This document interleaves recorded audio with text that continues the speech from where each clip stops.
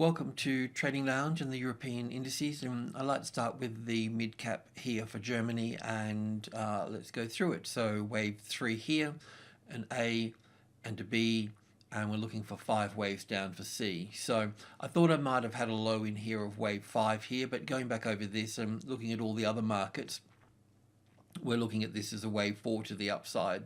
So from wave B to wave C, and this will be much the same in most of the other European indices as well. So we can look at roughly from here down to this low here.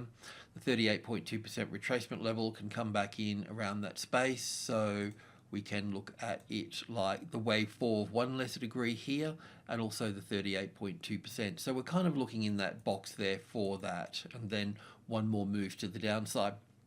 This move to the downside won't be that long, maybe down to the 2250 area here, but we'll also be looking at 5 waves down here.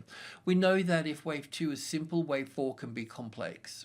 So be mindful about trading long here. You'll have to give much wider stops and trade less, or get in there and use your tactics and skills to navigate short-term profits there.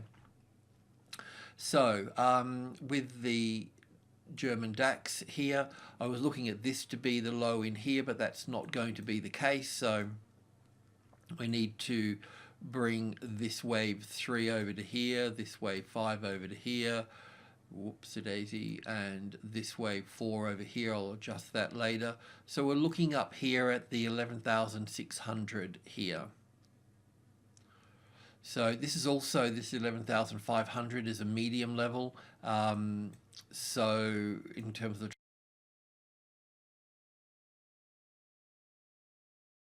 trading level, so it's going to, play a part as well here. So we need to look at this. So if I can just copy these here.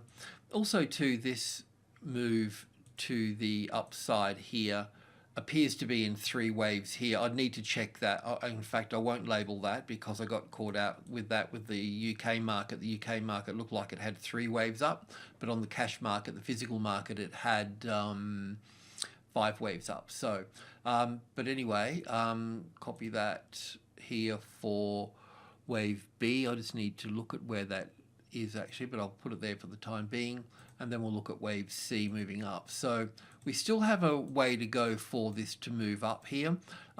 Perhaps it may not get all the way up here. Perhaps it will go past that, but that 11,500 will be a bit of a pit stop there for it if it recovers. We'll see how we go with that from that particular point. So on the bigger picture here, on the 4-hour chart, it would look a little bit like this here. So, whoops. Wave 1, 2, no, yeah, I still haven't adjusted this one either. So this is one of the points here, was because I couldn't figure out which of these tops were in play here. So we're going to have to put that over here. We're going to have to put that here.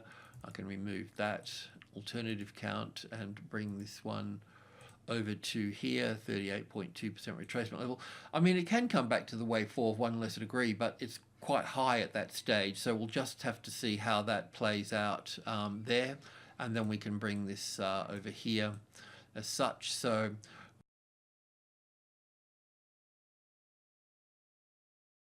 we're looking at this move up here, then 5 waves to the downside here. So if you're going to be trading long, then 11,500 would be the target area.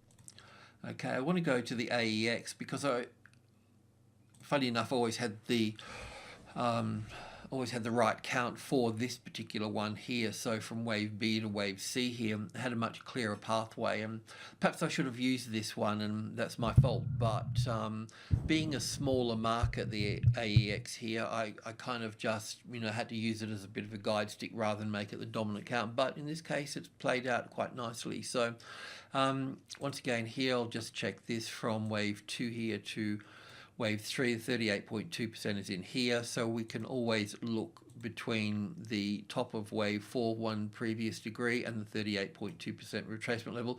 And then also too, I always gravitate to the closest largest number.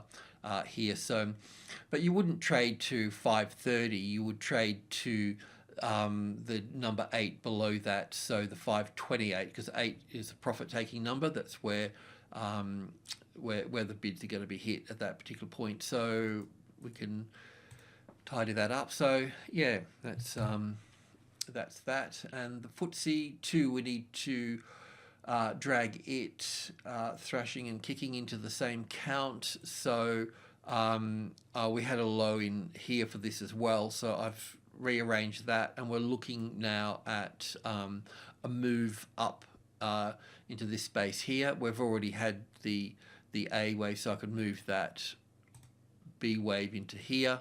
And with all these little rallies here, we're going to have to be careful, because we could even end up with a triangle pattern within amongst all of this here as well. So it could be an A and a B and a C up here for the wave A, then back for the B, the C and the D and the E. I mean, this got pretty complicated in here.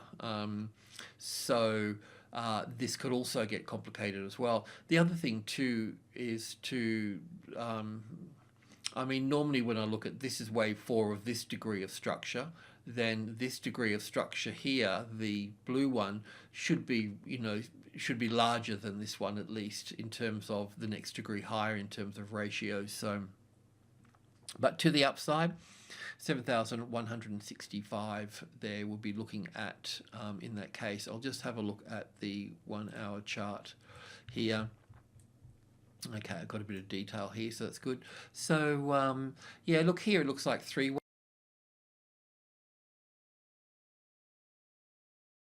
waves, but on the physical market, it hasn't done this sideways pattern here. It's just gone straight up. So we'll look at that as A and B here, and then we're looking for 5 waves up. So looking at this as wave 1 and 2 here, and then 1 and 2 in here, and 3 in here. So we've still got, this is still going to climb higher within all of this. So be something like that. They'll have to readjust that 38.2%. That's not the right height, so we'll go a little bit higher than that. But we'll count those 5 waves up through here. That will keep us. So that will also help with a bit of timing there as well within all of that. And also too, we'll come to Italy, and we'll also need to pull that into the same count as well. So where are we here? So I'm thinking in the bigger picture now for this here. We'll have this is wave 1 down here, wave ABC for wave 2, 1 and 2 and 3, a higher wave 4, and down for wave 5 for wave 3 here. So I'm thinking that if I can just drag that top in here, that low in here roughly, the 38.2% comes pretty much in at the 20,000, so that's going to be helpful. So we're looking at some sort of move close to the retesting this here, which I find really quite natural actually, because when a market moves through a major level, and it could be 10,000 coming down to 8,000, or 30,000 coming down to 28,000, wherever you got the 8 there, this is where the 8 is normally where you get the bounce from, and it's a part of this process as well. I mean, when you understand the levels a little bit more, this group 1 here, and then group 2 comes down into this sort of space here. So when you're working with a large number like this, this is the space that a correction can occur in, and it's only when it finds support on top of the number 3 here will it separate itself from the 20 here, and on the downside here as well. We just normally use the 18 at that particular point, and that concept goes right down into all the levels as well. So